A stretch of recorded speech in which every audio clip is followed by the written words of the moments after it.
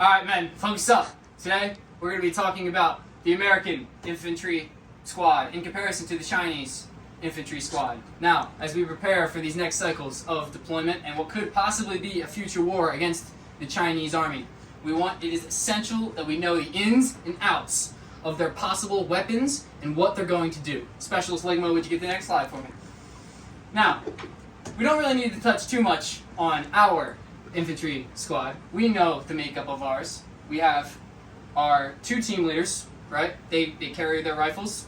They know what they're doing. Specialists, do you mind focusing up, please? Thank you. We have we have a grenadier, a 249, and two riflemen.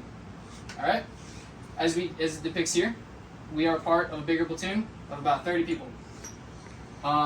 We usually move in fire team wedges, and we have a makeup so that when the squad leader has to be a part of certain fire teams, there's a chain of command, unlike the Chinese, which we're going to talk about in a few minutes. Specialist Ligma, will you get the next slide for me? Now, the big thing is we're going to talk about the Chinese squad, right? That leads off with their riflemen carry a QBZ-95. Now, they have a longer standard barrel on their rifleman standard rifle than we do. Now, we're going to depict it in the same symbol as ours to make it easier. But they have a longer barrel, and the trigger weld is closer, or is farther away. I apologize. Which means that it is a higher velocity, which you could argue is more dangerous, but it's heavier. And that is essential that we know that as we make upcoming route plans.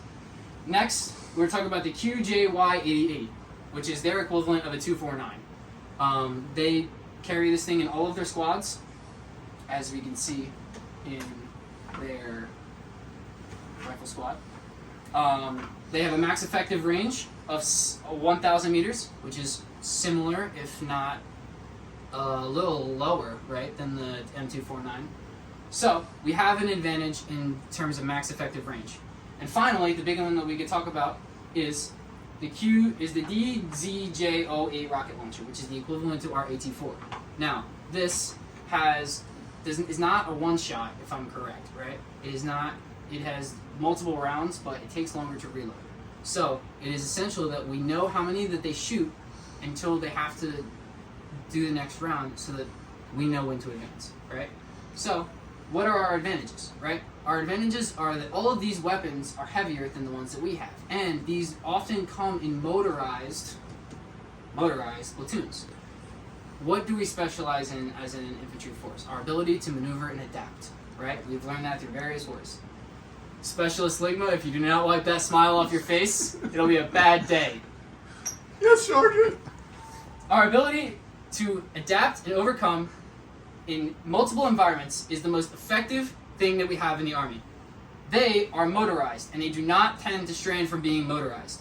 If we are able to get them in environments where they have to stray from roads and surfaces where they cannot use explosive weapons like grenade launchers and rocket launchers, and we get them in forest-related environments, we have an advantage.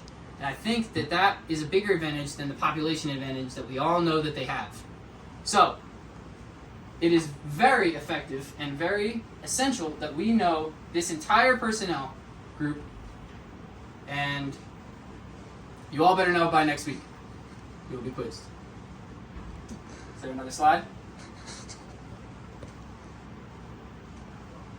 Some differences and similarities are they don't have team leaders. This is the biggest one. If you don't come away with anything in this brief, come away with it, they don't have team leaders. And what does that do? When they split up into their fire teams, they don't have a direct chain of command. So when they don't have someone to report to, it's the deputy squad leader takes one, and the normal squad leader takes the other, unlike what we have. So when they split up, they're the least effective. So getting them to split up is the biggest thing. They don't have vehicle commanders or automatic riflemen. Those are a little less significant, but regardless, it is essential to know our ins and outs. Like we talked about earlier, they don't have an assistant squad leader. Or we don't have an assistant squad leader. It's just, again, not how we roll. And I think that having the way our makeup of the Army is the best way. Private Ligma, if you do not wipe that smile off your face, Did I just get demoted? it's going to be a bad day. We don't have a machine gunner or an assistant gunner, and another thing to note is we don't have snipers. We have we have snipers. They do their own thing. You guys don't see the snipers very often. They have a sniper in every single one of their squads. And you don't know this, but snipers are very heavy, and they can cause a lot of problems if an entire platoon has them. If that is not all, you will be dismissed. Dismissed. That concludes my brief.